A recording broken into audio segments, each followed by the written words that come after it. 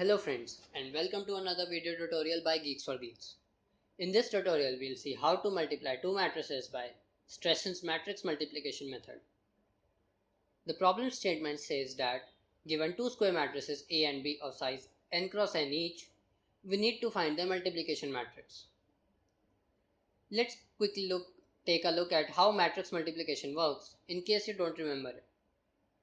So, for C00, we need to consider 0th row and 0th column of the first and second matrix respectively, which gives us 1 into 2 plus 3 into 6. For C01, we look at 0th row and first column of the first and second matrix respectively. So we get 1 into 4 plus 3 into 8. Similarly, for C10, we look at the first row and 0th column of the first and second matrix respectively, and so on.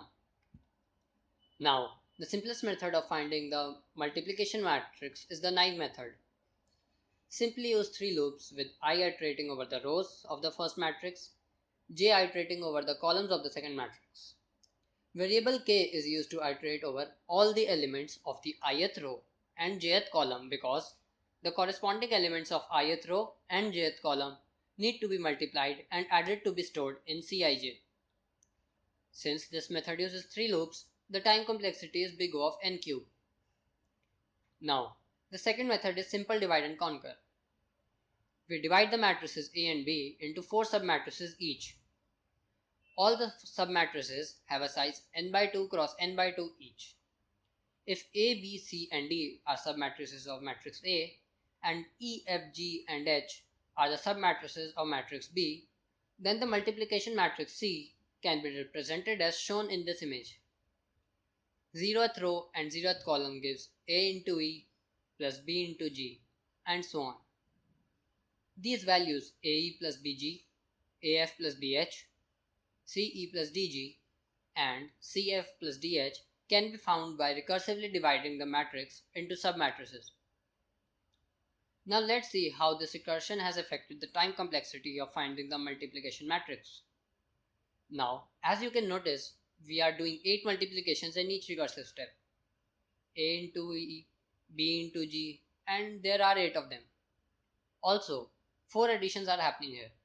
Now, if the addition of two matrices takes big O of n square time, we can represent the time complexity Tn as 8Tn by 2 plus big O of n square. Now 8T of n by 2 comes because at each recursive step, we are doing 8 multiplication on the submatrices of size n by 2 cross n by 2 each. We can easily solve this by Master's theorem to get the time complexity as big O of n cube, which turns out to be the same as 1 in naive method. So this hasn't helped much. Now method 3. The previous method used 8 recursive calls. The idea of Strassen's method is to reduce the number of recursive calls to 7. This method is similar to previous method in the sense that this method also divides matrices into submatrices of size n by 2 cross n by 2 as shown in the diagram. Now, as you can notice that each of P1 to P7 uses one multiplication. So, we have a total of 7 multiplications and a few additions being performed in each recursive step. Let's analyze the time complexity of Strassen's method. A total of 7 multiplications are being performed, one in each of P1 to P7. Again, addition and subtraction of two matrices take big O of n square time.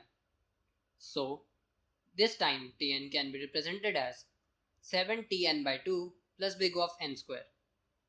Thus, solving by master method, the time complexity of matrix multiplication by Strassen's method is big O of n to the power log 7 base 2, which is approximately big O of n to the power 2.8704.